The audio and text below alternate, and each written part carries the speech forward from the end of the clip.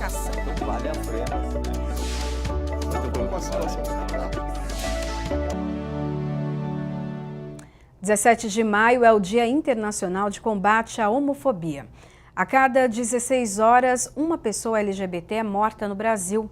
Segundo o IBGE, a expectativa de vida de transexuais é de 35 anos, metade da média nacional. Para discutir esse tema, eu recebo a Adriana Severini, que é psicóloga, Mário Solimene Filho, que é advogado, especialista em direitos humanos, e a co-deputada estadual Raquel Marques, da bancada ativista do PSOL. Sejam todos bem-vindos aqui à TV Alesp. Muito obrigada. Bom, vamos falar um pouquinho sobre esse dia, né? O Dia Internacional de Combate, então, à Homofobia. Como vocês enxergam esse dia? É um dia realmente de luta, de comemoração? Deputada, co-deputada. Muito importante a gente ter um dia para poder falar sobre o tema. Né? Toda vez que alguma coisa não é nomeada, nós não podemos refletir sobre, combater se for um problema, nos organizarmos e buscarmos soluções. Então, ter um dia para discutir a questão LGBT, ela é super importante e é bom que a gente lembre que existem aí 5 grupos, né? LGBT, né? Então, não é simplesmente um dia de se pensar nos homens gays, mas também nas mulheres lésbicas, nas pessoas bissexuais e nas pessoas transgêneras. Há muito sofrimento, né, nesse grupo. A doutora psicóloga atende, né, muitas pessoas que enfrentam essa questão da homofobia, né?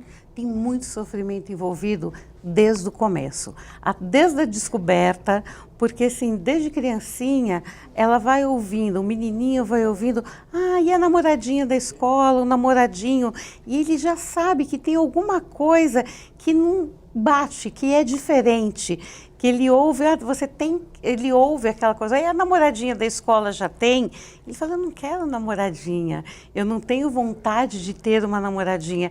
Então o sofrimento já começa desde aquele momento e vai crescendo à medida que ele percebe que tem alguma coisa diferente, que foge do senso comum, que é ter uma namoradinha, um namoradinho, que ele se interessa. Ele começa a perceber que ele se interessa por meninos e não por meninas, como socialmente deveria ser.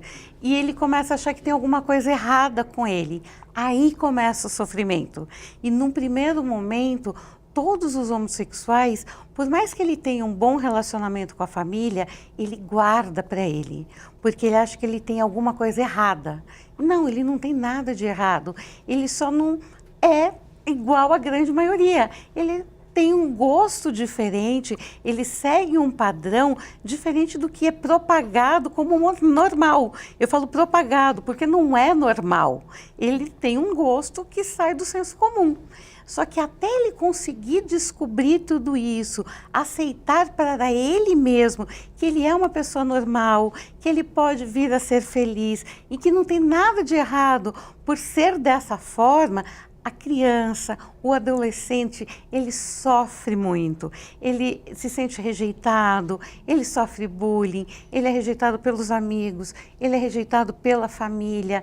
Então, assim, é todo um processo de muito sofrimento, porque a princípio, a primeira tendência dele é tentar se enquadrar, porque parece que não, a gente tem aquela coisa de taxar que é sem vergonha, que escolheu aquela coisa. Eu detesto a palavra opção sexual. Ninguém escolhe. Eu não acordo amanhã e falo, eu vou escolher ser bissexual, ou homossexual, ou heterossexual. Eu sou. É completamente diferente. E as pessoas ainda têm essa falsa noção que eu escolho ter uma opção sexual. Não, eu sou. E culpam as pessoas por ter escolhido errado. Não, eu nasci assim e sou. Só que do jeito que eu estou falando parece tranquilo, mas não é. Causa um sofrimento e eu vejo muito isso no consultório. E esse sofrimento que ele sofre desde criança, assim, e cresce muito na adolescência, se não tratado, carrega pela vida toda dele. Ele passa uma vida sofrendo e muitas vezes vivendo uma vida mentirosa. Porque a pessoa casa, chega a ter filhos e num momento de extremo sofrimento elas se separam. Hoje em dia eu dou graças a Deus que quando elas passam por um processo de terapia, elas conseguem se separar. Eu tenho casos de pacientes que se casaram, estavam com uma família, família Doriana, que da porta para fora era maravilhosa, a pessoa sofria muito e ela teve coragem, ela foi se fortalecendo, foi conseguindo construir a sua autoestima para virar e falar, olha, tá tudo errado, eu quero começar de novo, eu sei quem eu sou, então eu sou homossexual e eu quero ter uma esposa, eu não quero ter um marido. E consegue romper com tudo isso. E no final, a grande maioria das histórias, eu acho que para dar até uma força para as pessoas que estão passando por isso, as famílias acabam aceitando. Mas isso depende de você se fortalecer, de você buscar ajuda para conseguir passar por esse período doloroso de uma forma que você consiga ter uma vida feliz mais para frente, porque às vezes tem pessoas que não conseguem, sucumbe àquilo que é o socialmente aceito e tem uma vida de infelicidade, vive aí. Hoje a gente tem uma longevidade muito maior e vive 70, 80 anos infeliz. E às vezes querendo, torcendo para morrer, para que se tiver um outro plano, uma outra vida, o que tenha, que seja muito mais feliz do que essa que eu vivi. Doutor Mário, o que a gente pode configurar a homofobia? O que configura? Olha, nós temos grupos sociais, diferentes grupos sociais na sociedade, né? O grupo LGBT é um grupo que já se estabeleceu há algum tempo, porque as pessoas passaram a exercer a própria identidade. Isso, a discussão jurídica que se coloca é a discussão de identidade, é o direito de ser aquilo que é, pouco o que a doutora Adriana está falando. Quando você coloca esse grupo à parte, quando você discrimina um grupo social, isso é uma coisa que o Estado tem que zelar, o Estado tem que impedir isso. E para isso ele cria leis. Então, o que a gente chama de homofobia, que na verdade não é só homofobia, é uma LGBTfobia, LGBTI até, né? Fobia, nós colocamos... é um grupo que está sofrendo discriminação. Se você parar para perceber, isso é muito interessante do ponto de vista psicológico, porque a palavra homofobia, ela não quer dizer discriminação, ela quer dizer medo. Fobia é medo. Sim. E, na verdade, não é quem está sendo a vítima disso é o próprio grupo LGBT. Só que se coloca como do ponto de vista, partindo do ponto de vista dos outros, para ele, porque eu tenho medo do grupo LGBT. Então a palavra, ela acaba não dizendo aquilo que é a verdade, que é uma discriminação contra o grupo LGBT. E até na própria palavra que se utiliza para fazer isso, há uma discriminação implícita. Então é uma coisa que é um reflexo da própria sociedade. Eu tenho até fazendo um adendo, quando fala da fobia, do medo em si, eu escuto coisas absurdas como assim, não, falo do medo. As pessoas falam, não, mas porque você já consegue às vezes ver crianças ou pré-adolescentes com 11, 12 anos, que elas estão começando a definir, a sexualidade dela começa a aflorar nesse período da idade. E você já começa a perceber que ela tem um jeito mais homossexual do que heterossexual.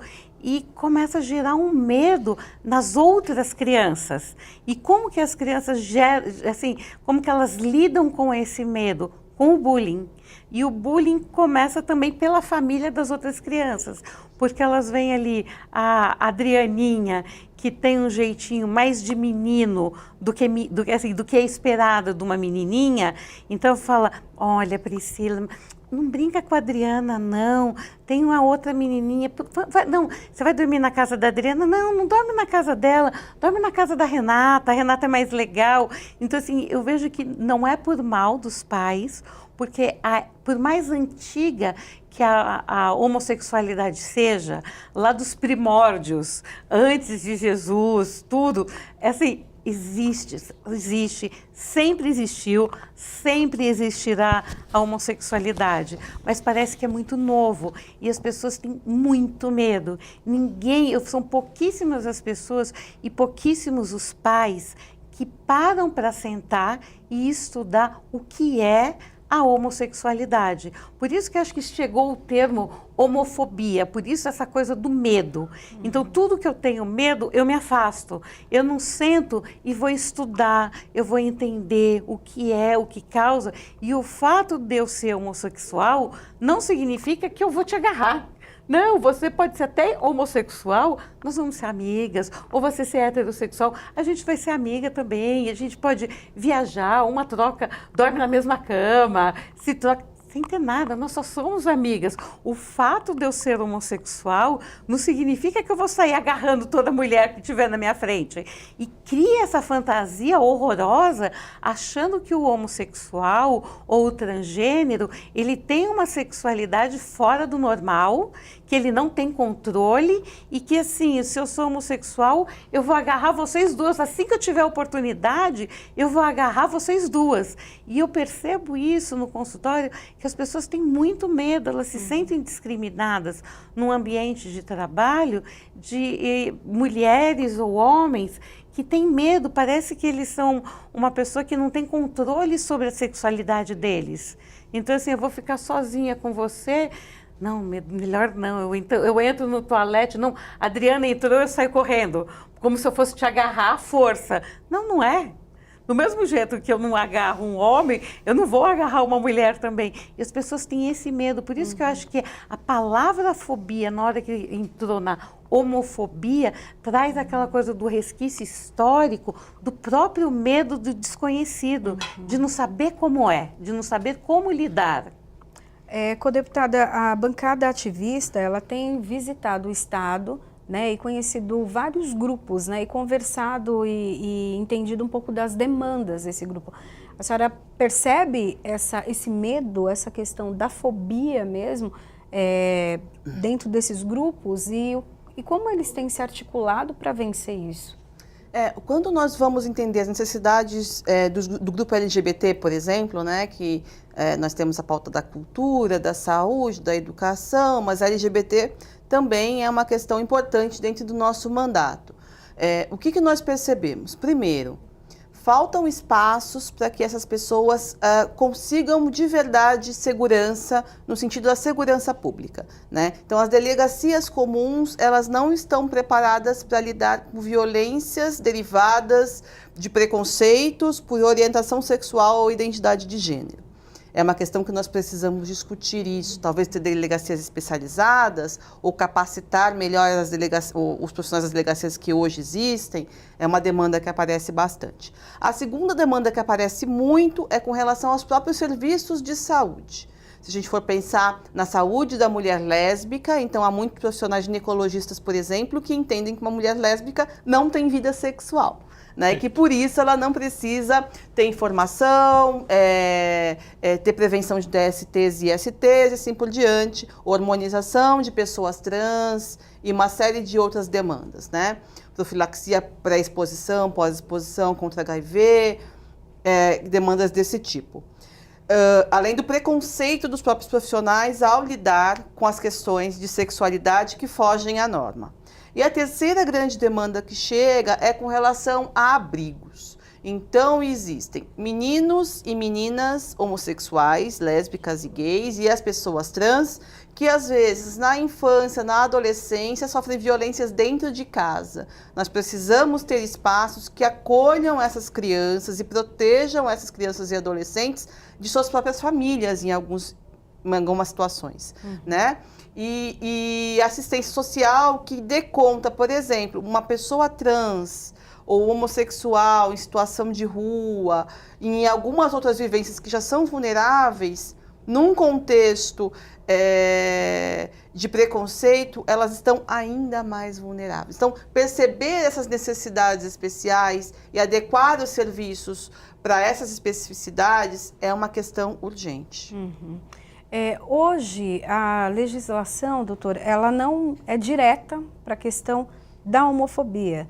Eu queria que o senhor explicasse um pouco para a gente em que momento, né, que é crime e qual a punição, como se punir, em que espaço da lei? Ok. Hoje não há crime de homofobia.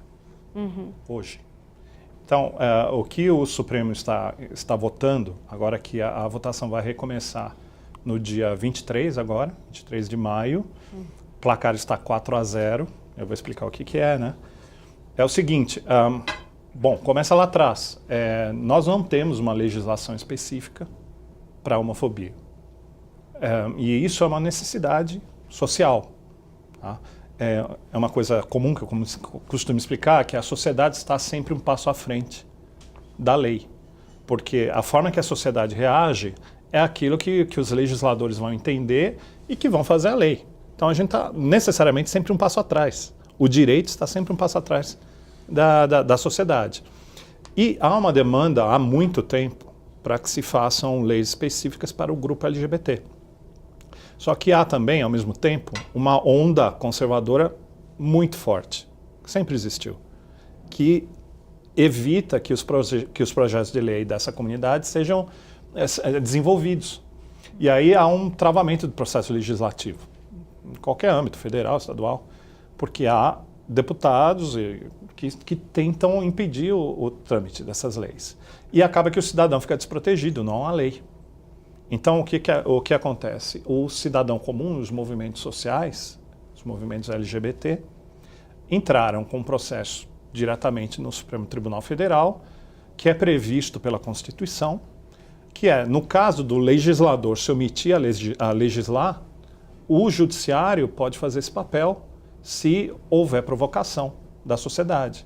Então, esses movimentos sociais entraram com uma ação direta de inconstitucionalidade para dizer: olha, não pode haver uma lacuna na lei. Vocês têm que se mexer. E o legislativo não se mexe, então, por favor, judiciário, mexa-se. Tá? E o que acontece é que o judiciário está se mexendo, esse julgamento está em curso, o placar é 4-0, como eu falei, são 11 ministros, portanto, faltam 2 votos para fazer com que se aprove a homofobia como crime. A partir daí a gente vai ter o crime de homofobia. Agora tem um detalhe, o judiciário não legisla. E os ministros estão falando justamente isso, nós não podemos criar lei. Quem cria a lei é o legislativo. Papel dentro da República do judiciário é judicar, é decidir. O legislativo tem que criar a lei. Agora, se o legislativo não se mexe, nós temos que nos mexer. Então, há uma lei específica, que é o que é considerada a lei do racismo, que foi criada no fim da década de 80, uma luta enorme naquela época para se aprovar a lei, e que é crime, há crime de racismo hoje em dia. E na década de 90 isso foi estendido para grupos religiosos, para grupos de nacionais de diferentes países.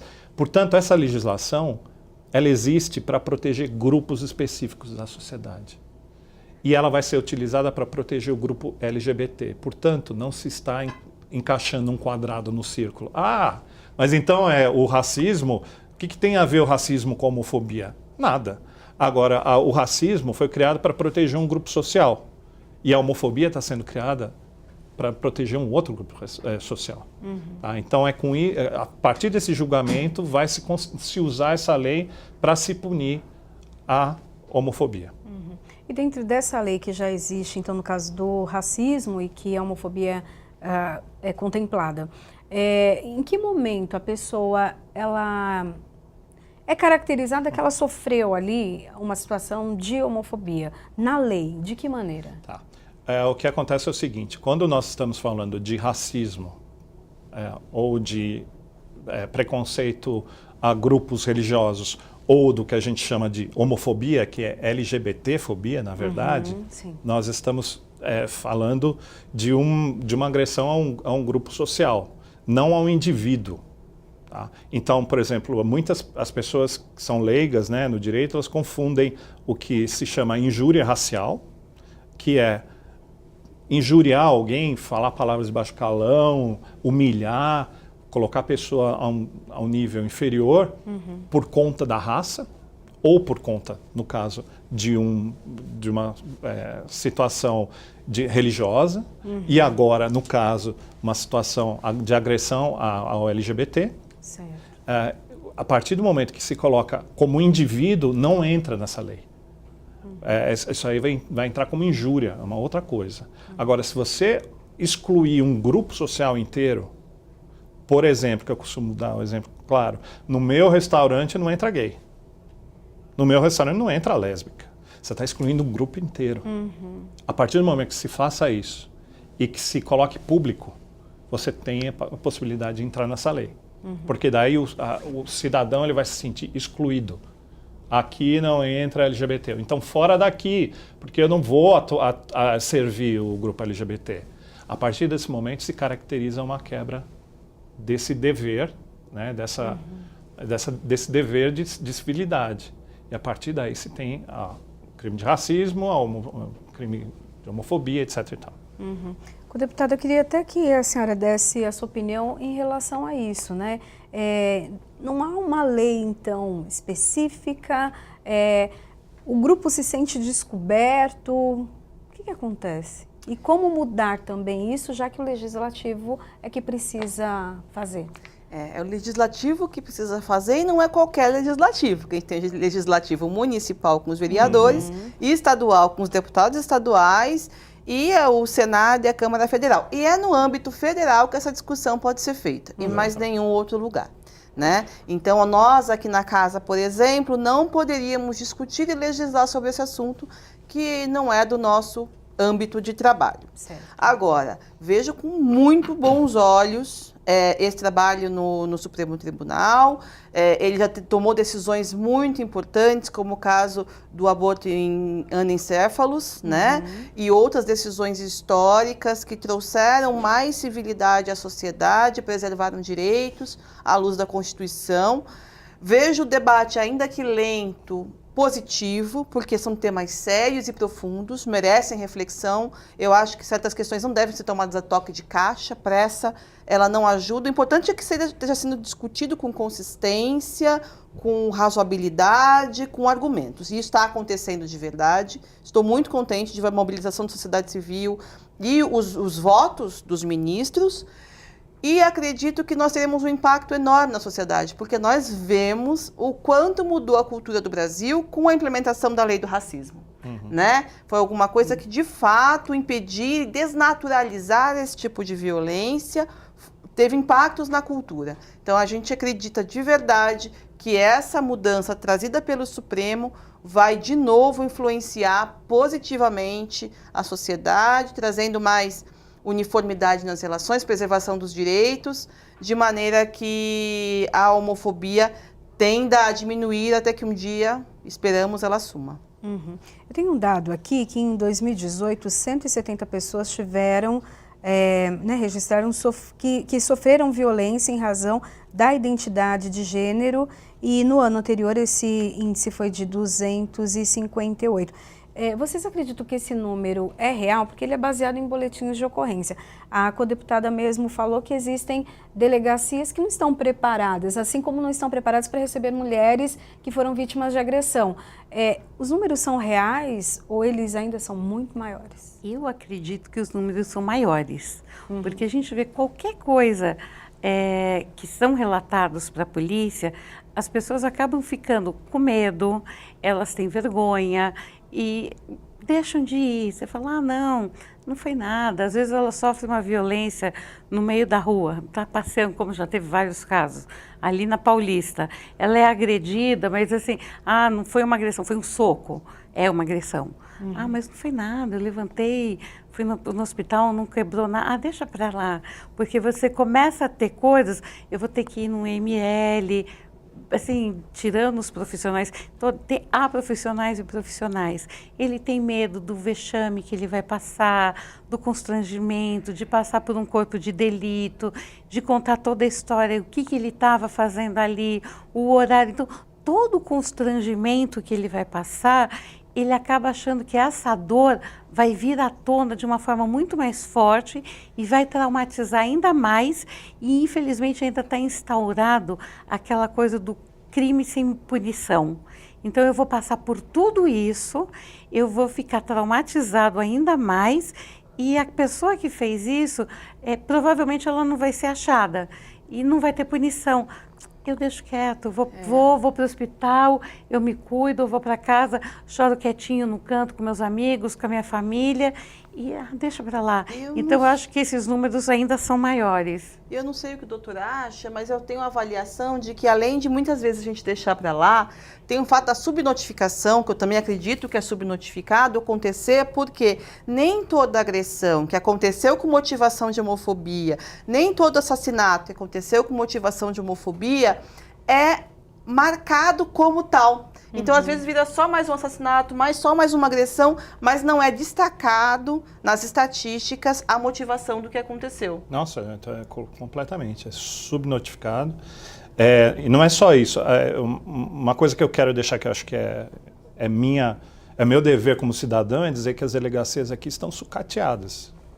Isso aqui é uma vergonha que está acontecendo. E não é pelo fato dos profissionais não serem... São bons profissionais. Só que se investe muito pouco. Você investe nada na Polícia Civil. Se você for fazer um boletim de ocorrência, você precisa ter sofrido uma coisa muito séria, porque não tem gente para atender. Cada flagrante que eles dão vai ficar lá por 10 horas. Polícia científica Nossa, também. não acontece nada. Não acontece nada. Isso é um problema do Estado de São Paulo, no Brasil, então. Mas aqui é uma vergonha. Isso como cidadão, tem dever de falar. Agora, no caso de agressão LGBT, nós temos não só o problema das delegacias, mas também o problema pessoal das pessoas, das próprias vítimas. Muitas vezes, e isso é muito comum, as pessoas não querem saber que as outras pessoas o vejam como homossexual, porque isso lhe vai causar um problema na família, e vai causar um problema dentro do emprego. Eu tenho muitos clientes que nos procuram justamente pelo fato que eles sabem que nós estamos de portas abertas para o grupo LGBT. Mas que o problema não é de LGBT, mas eles se sentem mais seguros. Por quê? Porque eles sofrem, o preconceito é implícito, ele está lá. E o preconceito dentro da família, dentro do trabalho, é muito importante. As pessoas, ao ponto, por exemplo, um exemplo para vocês da questão jurídica, como isso é importante. União estável. Requisitos da união estável. É uma união pública, tá? Já começa por aí, pública, com o intuito de construção de família e constante. É uma coisa que não que vai se passar com um mês. Público. Como fazer isso? Uma pessoa que é um diplomata, que tem uma relação de 20 anos, que se ele disser assim, olha, o meu companheiro... Como assim, companheiro? Imediatamente ele vai sofrer um prejuízo dentro da carreira. Então ele não pode colocar que E a lei exige a publicidade da relação. Se ele fizer isso como publicidade... Então nós, do grupo LGBT, que trabalhamos com direito LGBT, nós tentamos fazer isso pelo lado da notoriedade. A família sabe, parte dos amigos sabem. Não precisa ser os 4 ventos. Isso, quando se vai fazer estatística, ninguém vai falar, olha, eu sofri... Não ninguém, né? Mas ninguém dentro dessa mesma situação vai falar, eu sofri uma violência por conta do fato que eu sou homossexual. Não vai, então isso reflete na estatística. Bom, nós vamos fazer um breve intervalo, daqui a pouquinho a gente volta com o programa Em Discussão. Ótimo.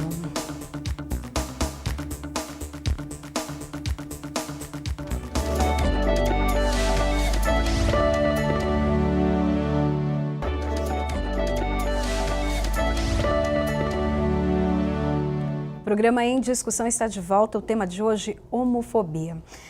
Doutor Mário, o senhor comentava no fim do bloco anterior sobre as questões até da união estável, então já tem várias dificuldades, né, para comprovação disso.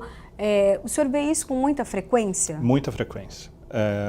Nós temos que comprovar, para demonstrar uma união estável, nós temos que comprovar os 3 requisitos que eu falei no bloco anterior. E para comprovar o requisito da notoriedade é uma coisa complicada. Ou, desculpe, publicidade, que é o que diz, que nós tentamos fazer com que a coisa se volte para notoriedade, que é uma coisa que é conhecida, mas que não precisa se alardear aos quatro ventos, né? E isso é uma coisa complicada dentro da estrutura que as pessoas vivem num ambiente de trabalho, dentro de uma estrutura familiar que talvez ele vá ter algum prejuízo lá, né? Então a família muitas vezes não sabe, mas isso não impede de reconhecer que essa pessoa tem uma união instável, né? Que deve ser protegida pelo Estado. Doutora Adriana, essa situação dentro das corporações, das empresas? Eu tive uma experiência muito grande na última empresa que eu trabalhei há mais ou menos 13, 14 anos atrás, que vinha um CEO da Europa e assumia como CEO, assumia a empresa aqui no Brasil. Ele era homossexual, todo mundo sabia, casado, tinha um filho adotivo e estava em processo de adoção de outro.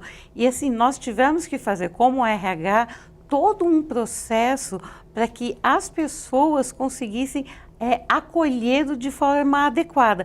E quando eu falo acolhido, não era só a empresa, quando a gente fala assim, o pessoal de chão de fábrica, não. Os diretores, os vice-presidentes, os gerentes de área, porque assim, a gente tem um machismo muito grande aqui no Brasil e vira assim, uma pessoa que é bem resolvida, que ele se assume como homossexual, tem o marido dele, que participa da vida das reuniões sociais, de jantares, para não ter aquela chacota, não ter a piadinha do fundo de corredor.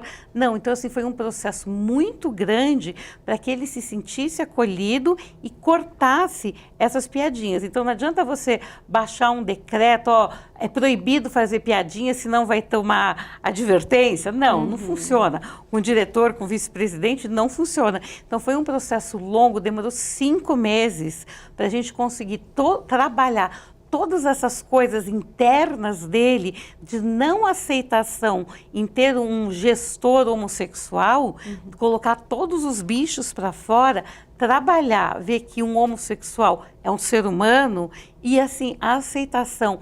Quando ele chegou, foi fantástica. Ele integrou o grupo, ele fez parte, ele era um ser que estava ali fazendo parte do grupo e se sentiu muito bem, ele foi muito bem acolhido. Eu acho que foi assim, dos trabalhos que eu fiz, no período que eu trabalhei em RH, o que mais foi gratificante para mim. Porque as pessoas, quando começa aquela fofoquinha, porque tinha uma pessoa que trabalhava no país que ele trabalhava, mas você sabia que ele é gay? Porque ele é casado. Quando começou, cortou. E aí a gente já chegou chamando uma reunião e você não estava falando com um molequinho, a gente estava falando com vice-presidentes, com diretores, com seus 40, 38, 40 anos, às vezes 50 anos de idade, e quando veio à tona esse assunto, estavam se comportando como menininhos de 15 anos, falando que o coleguinha de classe era viadinho. Era gay, desculpa. Então, assim, você vê como regrediu por um assunto de colégio. E a gente falava com altos executivos se comportando como molequinhos. E aí, assim, eu resgatei tudo isso para trabalhar que não, ele estava recebendo uma pessoa que precisava de acolhimento, amor, num país diferente. E o resultado foi fantástico. Inclusive, ele continua sendo CEO aqui na empresa. Bacana. Co-deputada Raquel, tem um projeto de lei em tramitação na Casa, 491 de 2019, que institui o Programa Estadual de Transcidadania no estado de São Paulo. Tem também essa questão da conscientização, vão ter programas para poder falar sobre o assunto com quem é do grupo LGBT e não? Sim. Medidas como essa da Lei da Transcidadania, que foi proposta pela deputada Érica Malunguin, e nós no mandato da bancada ativista também somos coautores, são medidas muito importantes que visam abrir espaços, abrir brechas dentro dessas estruturas preconceituosas, para que as pessoas trans, no caso, passem a se enquadrar e poder participar da cidadania, poder ter acesso ao emprego e entrar, né, no sistema de trabalho. A Universidade Federal do ABC também instituiu, por exemplo, cotas de estudo, né, de entrada para pessoas trans. Medidas como essas são super importantes porque elas vão de verdade para a solução do preconceito. Porque o preconceito ele existe principalmente quando as pessoas não convivem com o diferente, quando as pessoas não conhecem, não têm amizade, não têm afeto, e aquela pessoa diferente é vista como quase um personagem, né? É vista de maneira uma caricatura. Quando a gente passa a conviver diariamente, ter amizade, ver que ela é uma pessoa comum, isso desmistifica de uma maneira que acabou o preconceito. Então, é preciso que todas as pessoas tenham em seus convívios, né? Pessoas gays, lésbicas, bissexuais, transexuais, intersexo, enfim, de todas as orientações sexuais e identidades, para que todos nós percebamos de que somos gente, somos cidadãos, temos os mesmos direitos, os mesmos problemas, os mesmos potenciais, e que nada disso nos difere, nos diminui, nem pode ser visto como preconceito ou chacota. No caso dos transexuais, porque ainda quando na questão da homossexualidade, nem sempre é tão aparente, mas já nos transexuais sim, né? Há uma transformação. É diferente, assim, é maior o preconceito?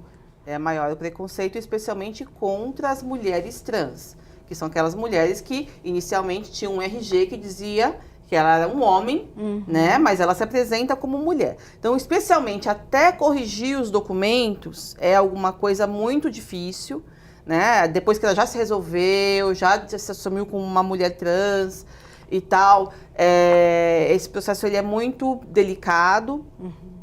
Mas também tem os homens trans com as suas dificuldades próprias, né? Homens trans, que são as pessoas que nasceram com um RG de que são mulheres e biologicamente, inicialmente eram mulheres e se apresentam como homens e que às vezes engravidam, amamentam.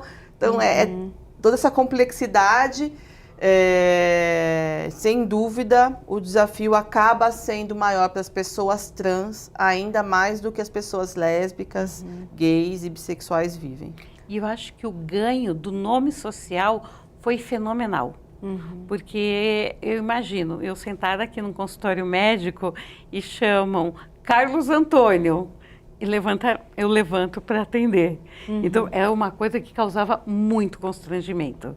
Então, a partir do momento, eu acho que estão de parabéns, que começaram a aceitar o nome social, isso ganhou muito, porque parece uma coisa tão simples, mas assim, reduzia a autoestima da pessoa, a dignidade, a autoestima dela era dissolvida a pó.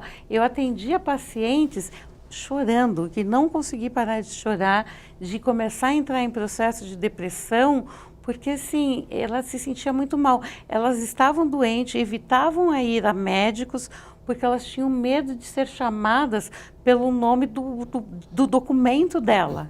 Só para dar uma visão legal nisso aí, a gente já foi um passo à frente. Nossa, isso então, eu achei fantástico. Não é nem nome social mais. Há uma mudança no registro civil.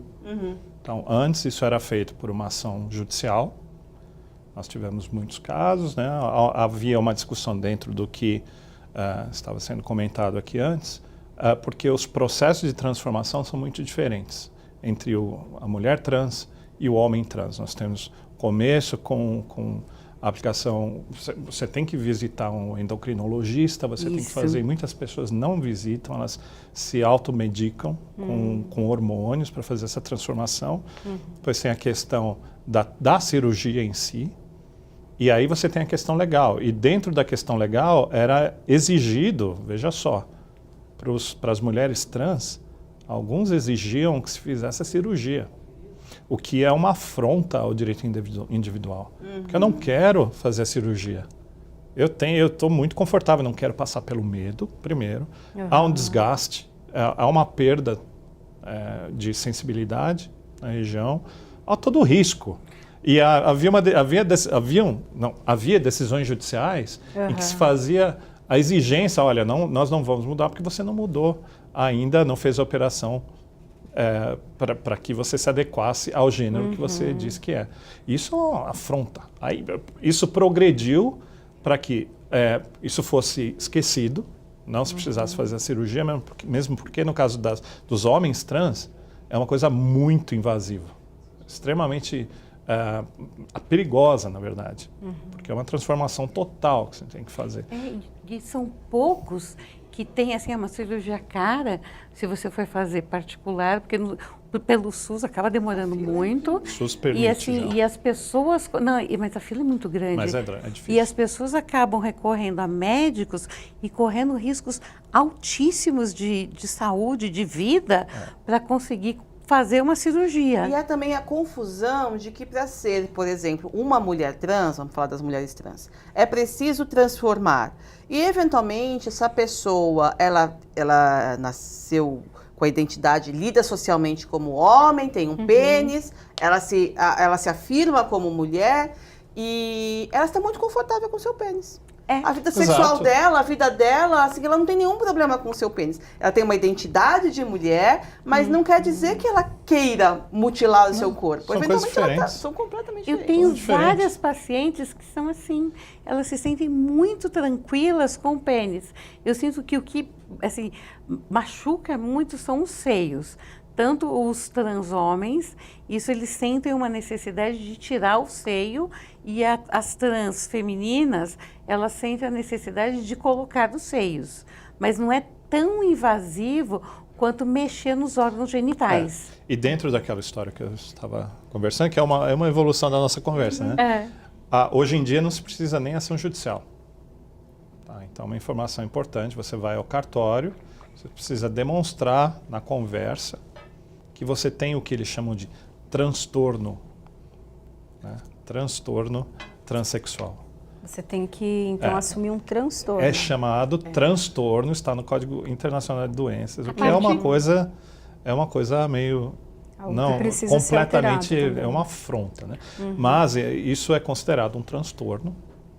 Não vou discutir essa parte, mas isso é que tem que ser demonstrado. Judicialmente, é isso que é importante. A partir de quantos anos? Isso é uma discussão terrível, né? A partir da maioridade, você está liberado. Agora, você tem que partir para o direito internacional nesse caso também, porque as pessoas, em muitos países, estão fazendo isso na pré-adolescência. A partir do momento que aí cada um tem a sua opinião, não é uma coisa formada ainda em termos de jurisprudência, que são as decisões dos tribunais, não houve tempo para isso, é uma coisa muito nova. A minha opinião pessoal é que eu acho que a pessoa tem que ter um tempo para amadurecer, mas isso depende, porque eu tenho casos de pessoas que quiseram fazer, fizeram cirurgia e se arrependeram. Eu conheço pessoas também que destransicionaram. Isso é um problema que é como o casamento. Casei, me separei. Eu tenho casos de pessoas que se separaram e querem casar de novo. Tem que casar de novo. Agora, para fazer cirurgia de novo, você não tem mais jeito. E aí você tem um problema jurídico muito mais sério do que você encontrou, que é demonstrar para o tribunal que, olha, me arrependi. Ué, estava tudo certo antes. Então, é preciso ter um amadurecimento. Isso vai acontecer com o tempo, mas eu não quero julgar ninguém. Advogado não julga. Quem julga é juiz, eu não sou juiz.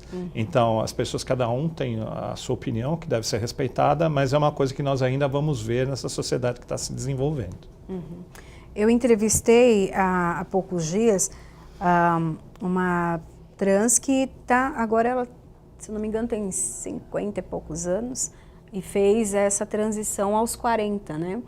E até comentou que a transição foi difícil, lógico, mas não foi tão complicada porque já era uma pessoa, já era um empresário, era advogado, dono de empresas e tal, e foi uma mudança mais para a sociedade, que houve, né, aquela coisa de, antes era o Marcos, agora é a Márcia, né? Mas ela disse que ainda por conta dessa questão econômica, financeira, não foi tanto. Mas isso não é geral, né? Principalmente quanto menor a renda, o impacto é pior. É pior. Porque eles não têm muito recurso financeiro para procurar. Ter todo o amparo legal para entender como que funciona, quais os caminhos que ele tem que procurar, não tem o suporte de um psicólogo para entender o que ele faz, entender se realmente ele é um trans, se ele está no momento certo, qual o preparo que ele precisa, procurar os médicos. Outra coisa que eu deixo aqui, um apelo gigante, por favor, não tomem hormônios sem procurar um endócrino, porque ele vai saber direitinho como te orientar, que tipo de hormônio, como tomar. Então, assim, a questão social e econômica influi muito, porque às vezes a pessoa ela quer tanto, ela deseja tanto e ela começa a fazer aquilo que o dinheiro dela possibilita. Então, um fala para o outro e ela acaba tomando aquele hormônio que um indicou e vai fazendo um mal enorme para a saúde dela. Ela não tem um acompanhamento psicológico e daqui a pouco ela começou a tomar um monte de hormônio, ela percebe que não é o que ela quer, ela não consegue fazer a regressão e ela já estragou todo o organismo dela e começa a ter um monte de sequelas que não sejam agora, mas podem reverberar lá na frente. Então, assim, espera, vai com calma, mesmo que demore um pouquinho, quando você fizer, você vai fazer bem feita e segura daquilo que você quer. Profissionalmente também tem um impacto muito grande. Tem um impacto muito grande, é o preconceito, né? Ele te impede de acessar oportunidades. E quando você trouxe essa questão, será que a renda influencia? É o que a gente chama de interseccionalidade, né? Um acúmulo de vulnerabilidades. Nós sabemos que no Brasil um dos maiores preconceitos que há é o de classe social. O problema é que aí depois as coisas vão se acumulando. Obviamente começa daí. Pobres são pobres e vão ser maltratados. Quem tem melhor condição já vai sair numa situação à frente. Aí depois se acumula. Você é mulher? Aí tem mais uma opressão possível. Você não é heterossexual, tudo que é diferente de heterossexual tem mais uma opressão. E aí vai tendo uma Você acúmulo. é branco. Você é branco, você é negro, né? E aí certos grupos ficam realmente... Se você é uma mulher trans, você abriu mão do privilégio de ser homem e foi se assumir no lugar de mulher e entendido automaticamente como homossexual. Nem toda mulher trans é homossexual, né? Mas assim é entendido. Negra, pobre, muitas vezes jogada na condição de prostituição por ausência de oportunidade de trabalho. Isso é um acúmulo de vulnerabilidades assim extremo, né? Leva essa pessoa quase para ser lida como uma escória da sociedade, né? Onde tudo quanto é ódio, tudo quanto é exclusão se materializa naquele corpo, naquela vida, enfim. É desumanizar a pessoa, né? Resumo, é desumanizar. O que a gente tem aqui no Brasil é justamente isso que você falou. A gente começa a desumanização das pessoas por camadas, né? Exatamente isso que você falou. Não tem nem nada para acrescentar. Na verdade, a gente parece... se você olhar de fora, você tem um presidente que fala, não, nós não temos preconceito no Brasil. Nossa, isso é coisa que... Vamos parar de falar disso porque isso já encheu. Isso é o que ele fala. E nós temos pessoas que vêm de fora e olham essa sociedade, eles falam, vocês são uma Índia, vocês têm casta. O único problema é que vocês não sabem que tem casta. Vocês não assumem. Vocês não assumem que tem casta. Isso é um grande problema. Quando a gente não assume um problema, você não consegue se mobilizar para resolver. Então a gente passa um pano falando, não, nós não temos, nossa, no Brasil não, nós somos tão inclusivos. Então a gente tem essa ideia da gente mesmo. Eu acho que a importância desse debate, a importância de ter o dia da homofobia, a importância de falar, olha, está sendo discutido, é fazer o país olhar no espelho. O país tem que olhar e ver quem eles são. Porque a gente olha e vê uma pessoa diferente. Não é possível. Tá? Então, essa discussão toda que a gente está fazendo em relação à homofobia, ela tem que ser expandida para tudo nesse país. Porque nós excluímos as pessoas, nós desumanizamos as pessoas. Elas acabam não tendo rosto, elas acabam não tendo vida. Então elas não importam. Por isso, se você fizer isso, fica mais fácil matar gente na favela. Fica mais fácil matar gente na favela, fica mais fácil cortar o orçamento público para certos grupos mais vulneráveis, porque eles nem precisam de tudo isso. Pra quê? Vamos economizar aqui. Vamos economizar sempre onde? Nas periferias, nos interiores, nas zonas rurais, nas necessidades dos que têm menos. Por quê? Coloca menos trem, faz menos linha, economiza no ônibus, aumenta o tempo de espera entre uma linha e outra. Tudo isso é reflexo dessa desumanização. Exato. Não faz programa de moradia. São aquelas pessoas lá já se viveram a vida inteira num barraco. Para que eu preciso de um programa de moradia? Vamos economizar. O Brasil precisa economizar. Economizar para quê? Para quê? Agora, é muito importante também as pessoas entenderem, ou ao menos sentarem por 10 segundos e fazer um exercício de tentar identificar aquilo que nós temos hoje e pensar se nós fôssemos mais iguais, como seria a sociedade. Nós estamos falando de tudo aqui. Se você tem uma sociedade mais igualitária, nós temos mais mercado interno. Se tem mais mercado interno, as pessoas ganham mais, todos ganham mais. Se você tem mais, as pessoas com vidas mais felizes, nós temos menos criminalidade. Total. Então, o que a gente está falando aqui, de homofobia, etc. e tal, tem que ser visto como uma semente que é um reflexo do macro. É cultura de paz. É cultura Tá? de paz. E nós estamos numa sociedade hoje extremamente polarizada, que eu acho que está causando um transtorno terrível. Nós temos que sentar e fazer uma autoavaliação, nos olharmos no espelho, para ver quem nós somos, tentar imaginar essa sociedade melhor que nós queremos. É isso que é importante. E coloca esse grupo também numa vulnerabilidade muito grande, né? Pelo IBGE, a expectativa de vida, né, de um transgênero, travesti, transexual é de 35 anos, a metade do que é para a população no geral. Como é que essa população que não tem acesso ao trabalho, que é vista quase como um animal nas ruas, a ponto das pessoas perseguirem, gritarem contra elas, atirarem objetos ou assassinarem como se fosse um hobby. Nós temos imagens já de assassinatos assim gravados, filmados, são coisas arrepiantes, terríveis, né? O não acesso à saúde, a necessidade às vezes de buscar tratamentos alternativos ou construir seus seios com silicone industrial. Isso é uma realidade também. São uma série de complexidades, de vulnerabilidades que levam de verdade a essa redução da expectativa de vida por muitas razões, né? Não tem o que comer, não tem saúde, não consegue ficar na escola porque sofre muito bullying e acaba abandonando a escola, não consegue um trabalho, depressão, suicídio altíssimo.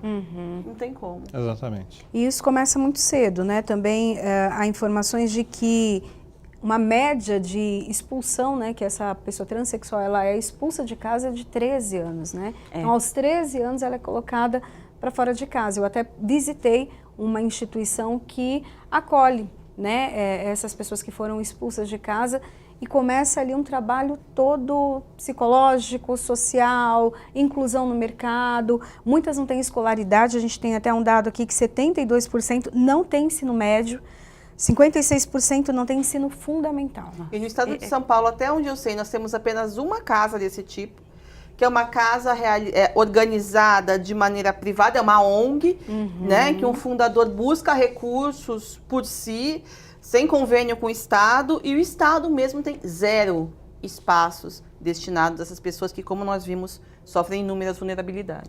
Se elas não são abrigadas nem pela própria família, então elas já partem de um ponto o ponto de partida dela já é muito diferente da maioria das pessoas. Elas estão em estado de vulnerabilidade, claro. Por isso a falta de escolaridade, por isso a falta de oportunidade geral, porque elas estão largadas, não tem alternativa. Elas precisam primeiro se preocupar com a necessidade básica, que é o que comer e onde dormir, como sobreviver. A escola vem depois.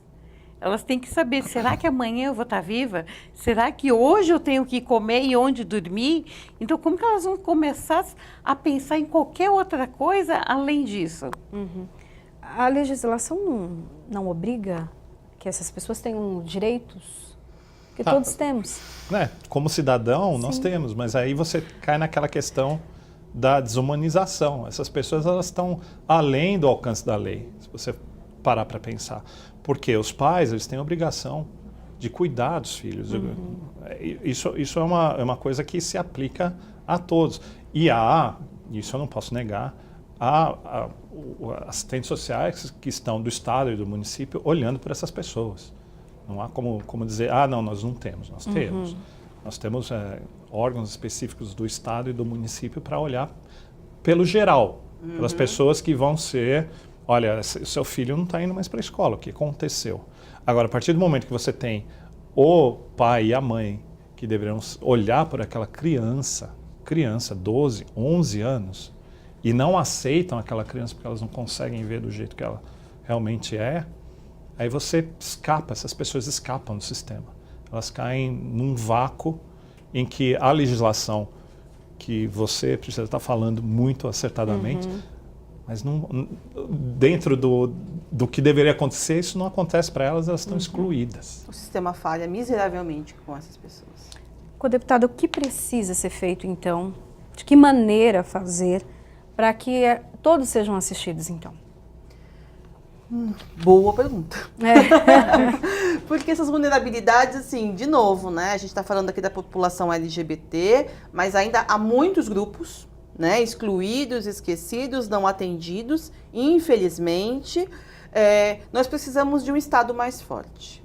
Nós precisamos garantir, através do Estado, através de políticas públicas, que algumas condições sejam dadas a essas pessoas que estão tão atrás porque a elas são negadas direitos e oportunidades, de maneira que elas se tornem minimamente competitivas nessa vida, né? Tenham os seus direitos fundamentais garantidos. É preciso que todas as pessoas tenham direito à moradia, e não só o direito, mas acesso à moradia, que todas as pessoas tenham 3 refeições por dia. Está na Constituição, gente. Né? A gente No tem dia direito que os nossos direitos fundamentais estiverem de fato implementados e realizados, não apenas escrito no artigo 5º, não é isso? Exatamente. A gente chegará lá. E não apenas para os LGBTs, mas para as mulheres, para os homens, para os idosos, para as crianças, para todos. E é isso que vai nos possibilitar, independente de ideologia política que qualquer pessoa tenha, todos nós temos o mesmo objetivo, que é viver em paz.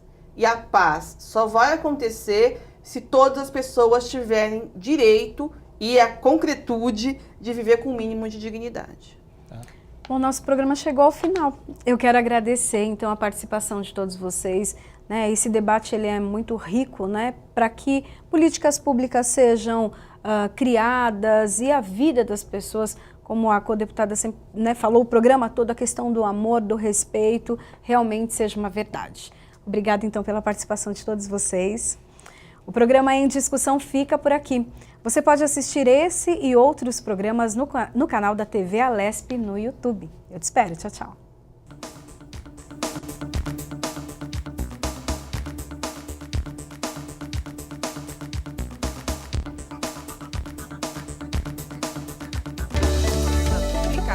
Vale a pena. Muito bom.